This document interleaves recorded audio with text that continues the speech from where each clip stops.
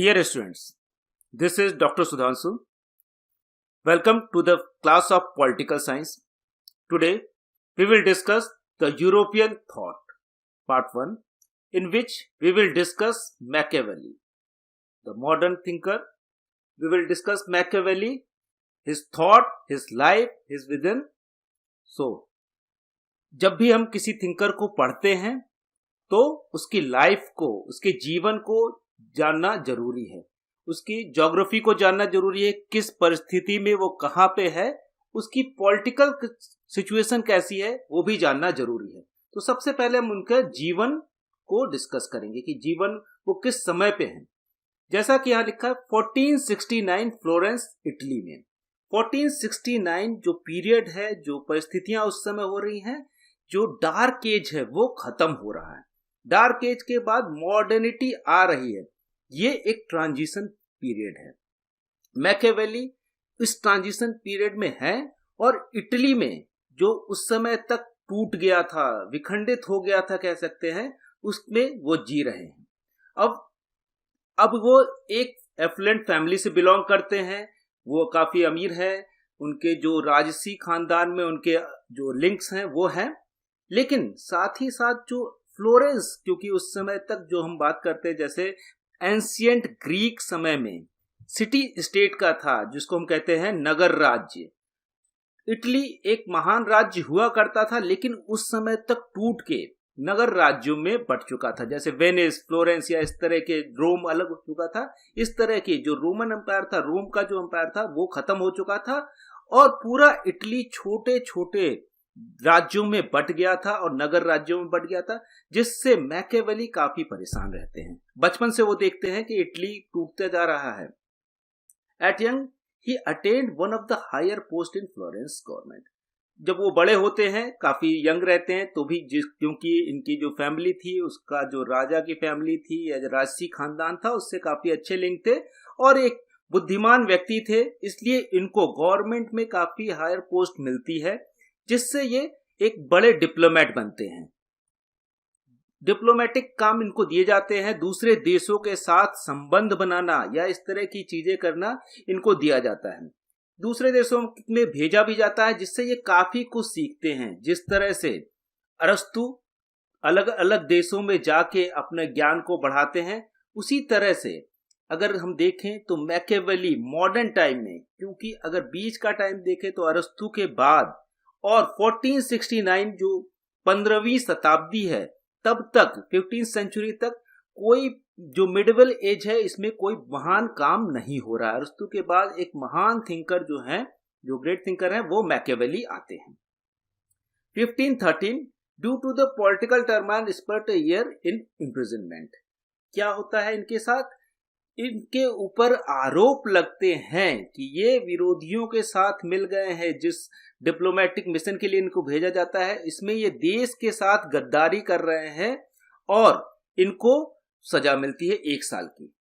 1 साल की सजा की वजह से ये राजनीति से विक्षिप्त हो जाते हैं, राजनीति से दूर रहने की कोशिश करते हैं, अपने आप को रिफ्रेन करते हैं सारी पॉलिटिकल एक्टिविटीज से।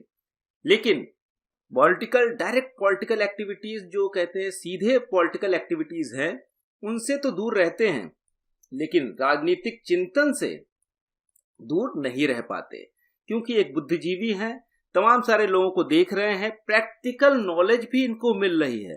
तो इन सब चीजों की वजह से राजनीतिक चिंतन की जो विचारधारा है वो आगे बढ़ाते हैं।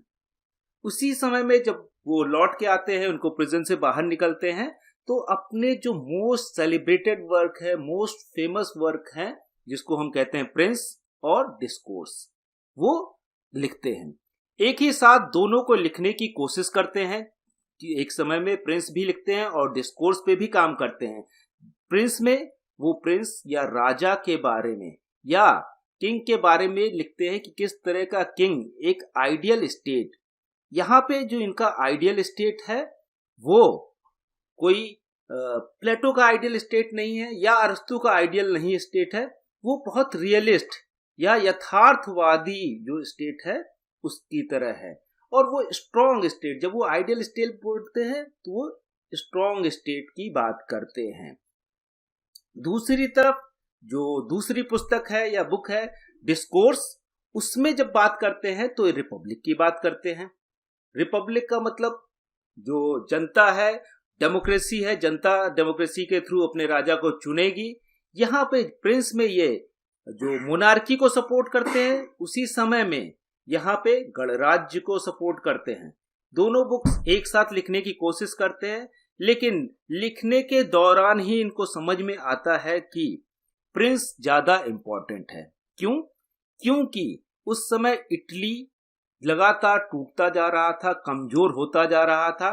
उसी समय में यूरोप के जो दूसरे देश थे, चाहे वो फ्रांस हो, जर्मनी हो या ब्रिटेन हो, ये लगातार अमीर होते जा रहे थे, स्ट्रांग होते जा रहे थे। अब इन सब चीजों को देख के इनको अपना इतिहास याद आता है, इटली का एक महान इतिहास याद आता है कि किस तरह से इटली जो रोम का एम्पायर था वो पूरे यूरोप पे राज किया करता था। लेकिन आज ये हालात हैं कि इन सारे जो इनसे कमजोर राज्य हुआ करते थे उस समय यूरोप के, उनसे भी कमजोर हो चुका है इटली और वो अलग अलग नगर राज्यों में बढ़ चुका है। अब इनकी जो पूरी राइटिंग थी, पूरी जो ये इन्फ्लुएंस थे उस सिचुएशन से, ना कि किसी, जैसे अगर हम अरिस्टोटल को देखें या प्लेटो को देखें तो प्लेटो सुकरात से इन्फ्लुएंस्ड होते हैं, अरिस्टोटल प्लेटो से इन्फ्लुएंस होते हैं। लेकिन ये जो इन्फ्लुएंस इनके ऊपर जो राजनीतिक इन्फ्लुएंस होता है वो उस समय की जो राजनीतिक परिस्थिति होती है, जो सिचुएशन होती है, जो सर्कमस्टेंसेस होते हैं, उनकी वजह से, जहां पे चारों तरफ इनस्टेबिलिटी थी, अस्थिरता का माहौल था, कल क्या होगा इनको नहीं मालूम था। यहां से ये कहते हैं कि public leaders were selfish and had no care of public interest.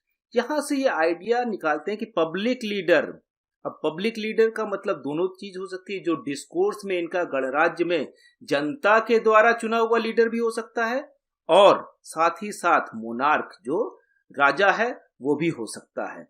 दोनों ही सेल्फिश हो चुके हैं, स्वार्थी हो गए हैं, इसलिए अपने बारे में पहले सोच रहे हैं, राज्य के बारे में बाद में, और जनता के बारे में भी नहीं सोच रहे हैं। इस तरह का जो आइडिया है, यही आइडिया जो है इनकी जो पॉलिटिकल वर्क है, जो विजन है, जो आइडियोलॉजी है, जो थ्योरीज बनाने का है, वो आगे को बढ़ाता है इनके वर्क को। अब उसी समय में दो तरह की चीजें चल रही थी, क्योंकि ये पहले थिंकर हैं जो पहली बार सेकुलरिज्म जैसा आइडिया लाते हैं कि राज्य के अंदर धर्म और राज्य अलग अलग होना चाहिए। अब इसका भी ये ऐसा नहीं कि इनके दिमाग में ये आइडिया अपने आप आ गया, ये आइडिया भी उस समय की जो पॉलिटिकल सिचुएशन थी, सोशल सिचुएशन थी, उसके बेसिस पे आता है। उस समय तक पेपल अथॉरिटी, जो पेपेसी थी, या कह सकते हैं जो क्रिश्चियनिटी का जो पोप या अथॉरिटी जो थी, वो ज्यादा पावरफुल हो गई, और वो पावरफुल उसने ओवरशैडो कर दिया स्टेट को। राज्य कमजोर हो गया और चर्च मजबूत हो गए। चर्च के अंदर जो पादरी थे, जो फादर थे, या जो पेपेसी थी, वो इतनी स्ट्रांग हो गई उस समय कि वो राज्य को डिक्टेट करते थे कि आपको क्या काम करना है। राज्य का जो इंडिपेंडेंस था, जो सॉवरेनिटी थी, संप्रभुता जिसको कहते हैं, संप्रभुता खत्म हो गई। पूरी तरह से धर्म के चंगुल में फंस जाता है राज्य। ये पहले व्यक्ति हैं जो कहते हैं कि दोनों चीजों को अलग करना है। अब जो मॉडर्न डे सेकुलरिज्म का आइडिया है, जिसको हम कहते हैं धर्मनिरपेक्षता, वो भी आइडिया कह सकते हैं, वो देन है मैकियावेली की। अब उसकी वजह से कह रहे हैं कि इस धर्मनिरपेक्षता ना होने की वजह से पॉलिटिकल डिग्रेडेशन हुआ इटली का, कि इटली में क्योंकि धर्म जो आधारित है वो नैतिकता पे है। इससे पहले के जो पॉलिटिकल थ्योरी अभी हमने पढ़ी, या चाहे वो अरिस्टोटल की हो, प्लेटो की हो, या सुकरात की भी हो, वो सभी नैतिकता पे आधारित हैं, और नैतिकता का सीधा संबंध धर्म से है। तो ये इटली के जो डिग्रेडेशन है, जो उसका बंटवारा हो रहा है, जो इटली कमजोर हो रहा है, उसका जो सीधा संबंध ये निकालते हैं धर्म से है, और धर्म की सत्ता की वजह से है इटली कमजोर हो गया, क्योंकि अधिक नैतिकता